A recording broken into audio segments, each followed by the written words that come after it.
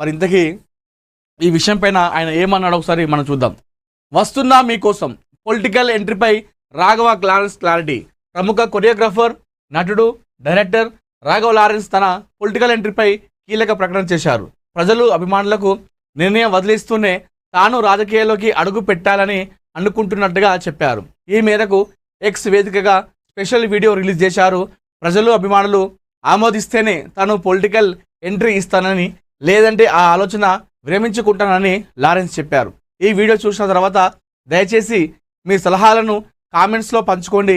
మీరు నో అని చెబితే నేను రాజకీయాల్లోకి ప్రవేశించాను, సమాజానికి నా నిస్వార్థ సేవ కొనసాగిస్తా. మీరు ఎస్ అంటే పాలిటిక్స్లోకి ప్రవేశించేందుకు సిద్ధంగా ఉన్నాను. మీ అందరి ఆశీస్సులతోనే నేను ఈ ప్రయాణాన్ని ఎప్పుడు ఎవరితో ప్రారంభించాలనుకుంటున్నానో వెల్లడిస్తా అని వీడియోలో చెప్పారు. Raghava Lawrence political entry Tamil Nadu రాజకీయాల్లో ఓ కీలక మలుపు అని చెప్పాలి. సీఎం విజయ్ టీవీకే పార్టీలో లారెన్స్ చేరబోతున్నట్టు గత కొద్ది రోజులుగా సోషల్ మీడియాలో ప్రచారం సాగుతోంది. ఇటీవల ఎన్నికల్లో పెరంబూర్, తిరుచి స్థానాల్లో పోటీ చేసిన విజయ్ ఎమ్మెల్యేగా ఎన్నికయ్యారు. పెరంబూర్ నుంచి ఎమ్మెల్యేగా కొనసాగాలని నిర్ణయించుకొని తిరుచి స్థానం వదులుకున్నారు. ఆ నియోజకవర్గం నుంచి లారెన్స్ పోటీ చేయబోతున్నారని ప్రచారం జరుగుతుంది. అయితే లారెన్స్ దీనిపై ఎలాంటి కన్ఫర్మేషన్ ఇవ్వలేదు. పొలిటికల్ ఎంట్రీని కూడా ప్రజలు, అభిమానుల నిర్ణయానికి వదిలేశారు. సో ఈ నిర్ణయం ఏదైతుందో పొలిటికల్ ఎంట్రీ కూడా అది ఎక్స్ వేదికగా లారెన్స్ అది ప్రజలకు, అదేవిధంగా తన అభిమానులకి వదిలేశారు. నేను రాజకీయాల్లోకి రావాలనుకుంటే మీరు ఎస్ అని మీరు మీ కామెంట్ని, మీ అభిప్రాయాన్ని వ్యక్తం చేస్తే నేను పొలిటికల్ ఎంట్రీ ఇస్తాను, లేదు నో అని చెప్తే నేను నా ఏదైతే సమాజ సేవ ఉందో దాన్ని కొనసాగిస్తా అని చెప్పేసి చెప్తా ఉన్నారు. రాఘవ లారెన్స్ అనే కొరియోగ్రాఫర్, దర్శకుడు, నటుడు మనందరూ తెలిసిందే. ఎంతోమంది వికలాంగులను ఆయన చేరదీయడం జరిగింది. వందలాది వికలాంగులు ప్రస్తుతం ఆయన దగ్గర ఉంటున్నారు. వారందరూ కూడా ఆయన డ్యాన్స్ నేర్పిస్తూ ఉన్నారు. దాంతోపాటుగా ఎంతోమంది చిన్నారుల గుండె ఆపరేషన్ చేయించినటువంటి ఒక మంచి సేవ గుణం ఉన్నటువంటి వ్యక్తి రాఘవ లారెన్స్. మనందరూ తెలిసిందే, మనం గతంలో కూడా చూసినాం. చాలామంది అనాథలను చేరదీయడం కావచ్చు, ఎంతోమంది గుండె ఆపరేషన్ చేయించడం కావచ్చు, ఎంతోమంది వికలాంగులను చేరదీసి వాళ్ళకు ఆశ్రయం కల్పించడం కావచ్చు, వాళ్ళకి ఆశ్రమాలు కట్టడం కావచ్చు. ఈ విషయాల్లో రాఘవ లారెన్స్ అనే వ్యక్తి చాలా ముందుంటాడు. అంటే ఇలాంటి నేపథ్యంలో తను టీవీకే పార్టీ నుండి రాజకీయాల్లోకి ఎంట్రీ ఇవ్వబోతున్నారు. సో తిరుచి స్థానం నుంచి పోటీ చేయబోతున్నారు. ఆ తర్వాత టీవీకేలో ఒక క్యాబినెట్లో స్థానం కూడా ఇచ్చినటువంటి అవకాశం ఉన్నట్టు కూడా మనకి ఇక్కడ తెలుస్తూ ఉంది. అయితే ఈ నేపథ్యంలో ఆయనే రాఘవ లారెన్స్ ఎక్స్ వేదికగా తన అభిప్రాయాన్ని వ్యక్తం చేస్తూ, సో రాజకీయాలకి రావాలనుకుంటే అది మీ నిర్ణయమే తుది నిర్ణయం. మీరు ఏ చెప్తే అది. నేను రావాలనుకుంటే మీరు ఎస్ అని కామెంట్ చేస్తే నేను రాజకీయాలకి వస్తా, లేదు నో అని చెప్తే ఏ విధంగా అయితే ఇప్పుడు సేవ చేసుకుంటూ వెళ్తున్నానో ఆ సేవను కొనసాగిస్తూనే వెళ్తా, రాజకీయాలకి రాకుండా సేవ కొనసాగిస్తా. మీరు ఎస్ అని చెప్తే అదే సేవ రాజకీయాల్లోకి వచ్చి చేస్తా అని చెప్పేసి చెప్తా ఉన్నారు. అదే నన్ను అడిగితే మాత్రం ఖచ్చితంగా రాఘవ లారెన్స్ పొలిటికల్ ఎంట్రీ ఉండబోతుంది. తిరుచి నుండి పోటీ చేయబోతున్నారు టీవీకే నుండే, అది కూడా. సో పోటీ చేసి గెలిస్తే మాత్రం తప్పకుండా ఆయనకు మంత్రి పదవి కూడా వచ్చేటువంటి అవకాశం ఉంది అన్నట్టుగైతే మనం చెప్పుకోవచ్చు.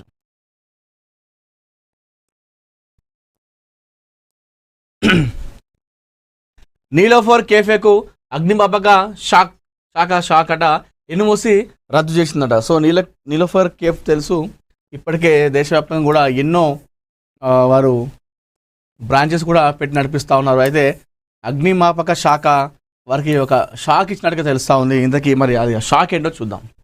హైదరాబాద్ బంజారాహిల్స్లోని నీలోఫర్ కేఫేకు ఎన్ఓసి అగ్నిమాపక శాఖ రద్దు చేసింది. కేఫేలో ఫైర్ సేఫ్టీ నిబంధనలను ఉల్లంఘించినట్లు గుర్తించారు. 4వ అంతస్తులో అనుమతి లేకుండా రెస్టారెంట్ నిర్వహిస్తున్నట్టు తెలిసింది. ఈ మేరకు ఎన్ఓసి రద్దు చేస్తూ ఫైర్ సేఫ్టీ నిబంధనలను పాటించాలని యజమానికి డీజీ విక్రమ్ సింగ్ హెచ్చరించారట. సో ఇది బంజారాహిల్స్లో ఉంది కదా, ఇక్కడ ఆ నీలోఫర్ కేఫేకు వీళ్ళు ఏదైతే అనుమతి లేకుండా రెస్టారెంట్ నిర్వహిస్తున్నారట, దాంతోపాటుగా కేఫేలో ఫైర్ సేఫ్టీ నిబంధనలను ఉల్లంఘించినట్టుగా గుర్తించారు. నిజంగా ఏదైతే ఇప్పుడు నీలోఫర్ కేఫ్ ఇది ఉందో బంజారాహిల్స్ ప్రాంతంలో, అక్కడ చాలా అంటే చాలా ట్రాఫిక్ జామ్ ఏర్పడతా ఉంది. చాలా అంటే చాలా ట్రాఫిక్ జామ్ ఏర్పడుతూ ఉంది. ఆ రూట్లో వస్తూ ఉంటే మరి అక్కడ పోలీసులు మరి అక్కడ ఎందుకు ఉన్నట్లు అర్థమవుతలేదు. కొంచెం ముందుకెళ్తే అక్కడ సర్కిల్లో ఉంటున్నారు, బట్ ట్రాఫిక్ జామ్ అంతా ఇక్కడ అవుతుంది. ఎందుకు అవుతుందంటే ఈ చాలామంది ఉన్నవాళ్ళు ఎవరైతే నీలోఫర్ కేఫ్కి ఎవరు వెళ్తారు ఎక్కువ, సో ఎక్కువ పెద్ద పెద్ద వాళ్ళు వెళ్తారు, అటు ప్రముఖులు వెళ్తూ ఉంటారు కదా. అయితే వాళ్ళు అక్కడ వెళ్ళే క్రమంలో ఆ లెఫ్ట్ సైడ్ మొత్తం అంతా కూడా బ్లాక్ అయిపోతుంది. ఆ కార్లు మొత్తం లోపలికి వెళ్ళడము, దానివల్ల ట్రాఫిక్ జామ్ ఏర్పడడం, దానివల్ల ఒక 5-10 నిమిషాలు ఇంకెక్కువ సమయం అవుతూ ఉంది.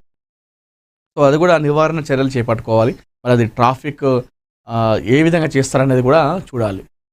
మరి అక్కడ పార్కింగ్ ప్లేస్ ఆ విషయం చూస్తారా, లేదంటే అక్కడ ఎక్కువసేపు ట్రాఫిక్ కాకుండా ఎలాంటి నివారణ చర్యలు చేపడతారో కూడా చూసుకోవాలి. సో ఎవరికైనా సరే అది ఉన్నోళ్ళ లేనోళ్ళ కాదు, చట్టాలు అనేవి అందరికీ ఒకలాగా పనిచేయాలనేది నా ఉద్దేశం.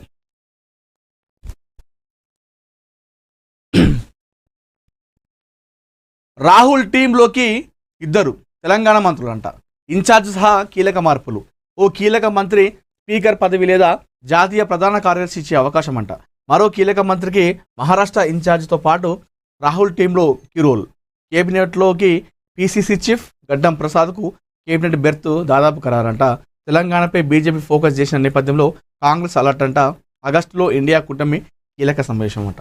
సో రాహుల్ గాంధీ టీంలోకి 2 తెలంగాణ మంత్రులు రాబోతున్నారంట. మరి ఆ 2 తెలంగాణ మంత్రులు ఎవరు, ఆయన టీంలోకి ఆయననే మెప్పించేలా పనిచేస్తున్నటువంటి వ్యక్తులు, ఆ మంత్రులు ఎవరో చూద్దాం. ఇక కేబినెట్ ప్రక్షాళన ఖాయమైంది. 2029 ఎన్నికల లక్ష్యంగా మార్పులు చేర్పులపై కసరత్తు చేస్తోంది. ఇందులో భాగంగా తెలంగాణకు చెందిన నేతలకు కీలక బాధ్యతలు అప్పగించేలా నిర్ణయం చేసినట్లు సమాచారం. వచ్చే ఏడాది ఎన్నికలు జరగబోయే గోవా, ఉత్తరాఖండ్, పంజాబ్, మణిపూర్, ఉత్తరప్రదేశ్, హిమాచల్ ప్రదేశ్, గుజరాత్ రాష్ట్రాలకు ఇన్ఛార్జీలుగా బలమైన నాయకులను నియమించాలని పార్టీ పెద్దలు ఇప్పటికే ఒక నిర్ణయానికి వచ్చినట్లు చెప్తున్నారు. తెలంగాణ మంత్రివర్గంలో కీలకంగా ఉన్న 2 మంత్రుల సేవలను పార్టీ కోసం వినియోగించుకోవాలని భావిస్తున్నట్టు తెలుస్తోంది. ఈ మంత్రులను జాతీయ ప్రధాన కార్యదర్శిగా నియమించి వారికి ఆయా రాష్ట్రాల ఇన్ఛార్జ్ బాధ్యతలను కట్టబెట్టేందుకు రంగం సిద్ధం చేశారు. వీరిలో ఒకరు గతంలో ముఖ్యమంత్రి పదవి ఖరారు విషయంలో వార్తలు నిలిచారు. మరో మంత్రి పార్టీ అధినాయకత్వానికి అత్యంత సన్నిహిత నేతగా గుర్తింపు దక్కించుకున్నారు. తెలంగాణ కేంద్రంగా నిర్ణయాలు. రాహుల్ టీంలోకి తీసుకోవాలన్న 2లో దక్షిణ తెలంగాణకు చెందిన మంత్రికి మహారాష్ట్ర వ్యవహారాల బాధ్యతలను అప్పగించే యోచన చేస్తున్నట్టుగా తెలుస్తూ ఉంది. ఇండియా కూటమి తర్వాత సమావేశం హైదరాబాద్లో నిర్వహించాలని నిర్ణయించారు. తెలంగాణ పైన బీజేపీ నాయకత్వం ప్రత్యేకంగా ఫోకస్ చేయడంతో కాంగ్రెస్ వారికి అవకాశం ఇవ్వకూడదని గట్టి పట్టుదలతో ఉంది. అందులో భాగంగా రేవంత్ కేబినెట్ ప్రక్షాళనకు గ్రీన్ సిగ్నల్ ఇచ్చింది. అయితే కొత్త సమస్యలు రాకుండా సామాజిక సమీకరణాలు పక్కాగా అమలు చేసే విధంగా కసరత్తు చేయాలని నిర్దేశించారట. పార్టీలో పదవులపైన ఆలోచన చేస్తున్నారు కాగా పార్టీ రాష్ట్ర వ్యవహారాల ఇన్ఛార్జిగా ఉన్న మీనాక్షి నటరాజన్ను మార్చే అవకాశం ఉందని తెలుస్తోంది. ఈ దిశగా ఇప్పటికే సంకేతాలు ఇచ్చారు. పార్టీ శ్రేణుల్లో ఉన్న అసంతృప్తిని తగ్గించి ఉత్సాహాన్ని పెంచాల్సిన అవసరం ఉందని చర్చ జరుగుతోంది. మరోవైపు పిసిసి చీఫ్ మహేష్ కుమార్ గౌడ్ను కేబినెట్లోకి తీసుకుంటున్నారన్న ప్రచారం జరుగుతోంది. మొత్తంగా రాష్ట్ర కాంగ్రెస్లో సమూల మార్పులపై 2029 విజయంపై కాంగ్రెస్ ఫోకస్ పెట్టింది. పంజాబ్ రాష్ట్ర వ్యవహారాలను